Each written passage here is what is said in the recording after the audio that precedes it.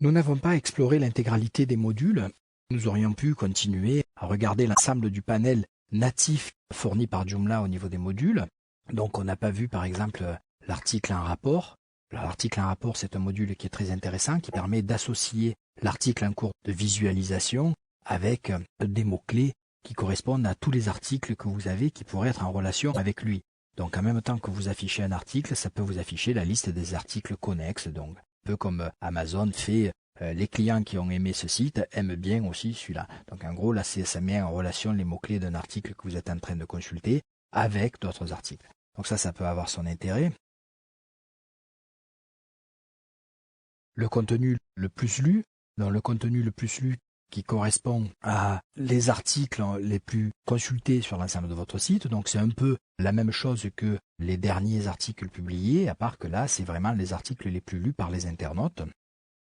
Il y avait aussi un encapsuleur qui permet d'ouvrir une petite fenêtre dans laquelle on va aller pouvoir carrément mettre notre site. Donc ça peut être intéressant. Ça ouvre un iframe, donc une balise HTML qui permet d'insérer du contenu HTML provenant de notre site. Donc ça c'est intéressant aussi des fois de pouvoir avoir cette ouverture-là. La possibilité d'afficher une petite fenêtre qui va aller piocher dans un dossier avec des images au hasard. Donc vous pouvez avoir une fenêtre et continuellement venir rafraîchir l'écran avec une nouvelle vue d'un endroit. Donc ça peut être intéressant aussi. Qui est en ligne, donc ça c'est quelque chose qui peut être utilisé. On le verra tout à l'heure avec la gestion des utilisateurs, donc ça peut ouvrir une fenêtre et montrer quels sont les internautes qui sont identifiés et actuellement connectés sur le site. On aurait pu aussi créer un rubricage de ces sections qui va afficher l'intégralité des sections disponibles sur le site, ou alors un module de statistiques qui donne des informations sur le serveur, sur les utilisateurs, qui y a de présents à bord du site, etc., etc. Voilà, donc ça ce sont pour les modules.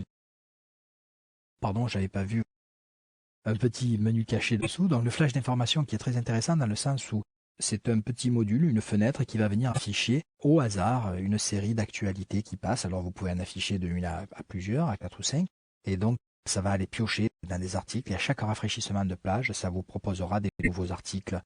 Donc c'est un peu comme un mélange entre les plus lus et les dernières actualités.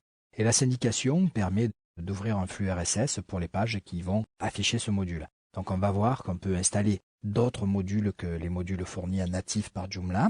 Donc on va en explorer quelques-uns comme ça aussi. Et on verra justement un module particulier de syndication qui peut être intéressant. Voilà, donc le chapitre sur les modules est terminé. On va passer maintenant au chapitre sur la gestion des utilisateurs.